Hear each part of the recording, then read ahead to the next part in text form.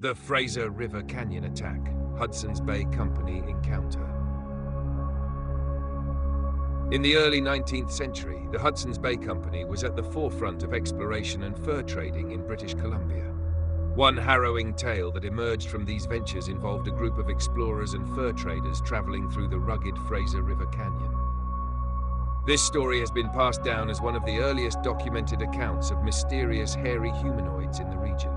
The Fraser River Canyon, with its towering cliffs and roaring waters, was a critical trade route for the Hudson's Bay Company. In the mid-1800s, a party of explorers and fur traders ventured into the canyon, transporting supplies and pelts along the treacherous riverbanks. The terrain was unforgiving, the cliffs sheer and the forests dense, a wilderness as intimidating as it was magnificent.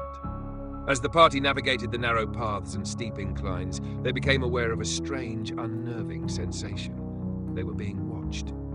One evening, as the explorers set up camp along the riverbank, they began to hear unusual sounds echoing from the cliffs above. Low growls and guttural noises, unlike any animal they knew, reverberated through the canyon. Moments later, rocks began to rain down on their camp. Some were small stones, while others were heavy boulders, seemingly hurled with purpose and force.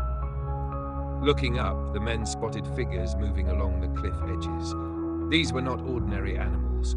The figures were tall, hairy humanoids, silhouetted against the dim twilight. They moved quickly, disappearing into the shadows only to reappear in another spot moments later. The traders scrambled for cover, shielding themselves from the onslaught. Some returned fire with their muskets, though the distance made hitting the creatures almost impossible. The attack continued sporadically through the night, forcing the explorers to abandon their camp at first light. When the party regrouped the following day, they recounted the event with a mix of fear and disbelief. The creatures were described as being taller than a man, covered in dark, shaggy hair, and eerily coordinated in their assault. The explorers speculated about what they had encountered, with some attributing the attack to rogue Indigenous groups, though the descriptions did not align with any known peoples in the area.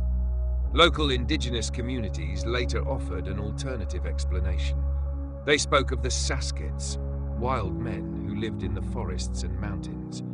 These beings were known to defend their territory fiercely, especially when intruded upon. The tale of the Fraser River Canyon attack became a part of Hudson's Bay Company lore, a cautionary tale for those venturing into the wilderness. To this day, the Fraser River Canyon remains a hotspot for Sasquatch sightings, with the legend of the rock-throwing attackers adding a layer of mystique to this wild and untamed region.